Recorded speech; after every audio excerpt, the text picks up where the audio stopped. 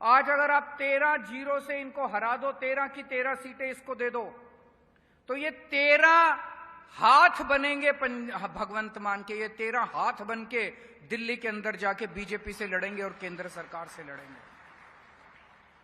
13 MP Lok Sabha के अंदर, संसद के अंदर उठ के आपकी आवाज उठाएंगे, पंजाब की आवाज उठाएंगे।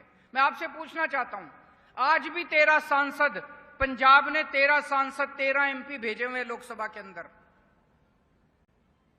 किसी की आवाज आती है? कोई सुनाई देता है? पता चलता है कि 13 सांसद भेजे हुए उन पार्टियों के क्या करते हैं वो? जब आपके 8,000 करोड़ रोके केंद्र सरकार ने, वो 13 सांसद कहां थे? ये तो अब अकेले रिंकू की आवाज दिखाई देती है जलंधर से, पिछले 1 साल से जब से रिंकू लड़के जीत के गया। बाकी 12 कहां हैं? पंजाब के लिए कभी लड़ते हुए क्यों नहीं थे? जब 26 जनवरी को पंजाब की झांकी रोकी गई, तब ये 12 सांसद कहां थे? दूसरी पार्टियों वाले क्या कर रहे थे? ये मटर गश्ती कर रहे थे, कुछ नहीं करते, पंजाब की कभी आवाज नहीं उठाते। आप अगर 13 सांसद आम आदमी पार्टी के जिता के भेजोगे, ये 13 के 13 लोकसभा में भी आवाज उठाएंगे।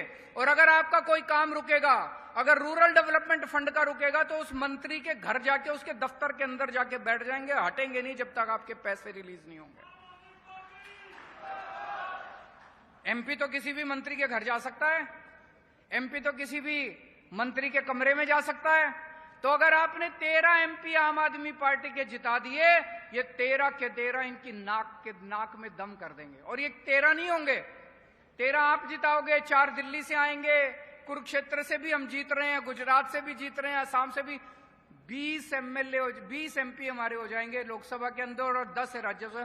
30 एमपी अगर हमारे हो गए तो हमारी ताकत बनेगी, हम लोकसभा के अंदर, राज्यसभा के अंदर ताकतवर बनेंगे। तो आज आपसे फिर से हम मांगने के लिए आए हैं। आपने हमें बहुत कुछ दिया है, हम बहुत छोटे लोग थे, बहुत प्यार दिया है। आज आपसे फिर से हम मांगने के लिए आए हैं कि हमारे इस वाले चुनाव में 13 के 13 एमपी आप जिता दीजिए। एक चीज और कहना चाहता हूं, दिल्ली का जब चुनाव हुआ था 2020 में, उसके पहले 2 महीने पहले मैंने दिल्ली वालों को बोला था कि अगर मैंने काम किया हो तो वोट देना।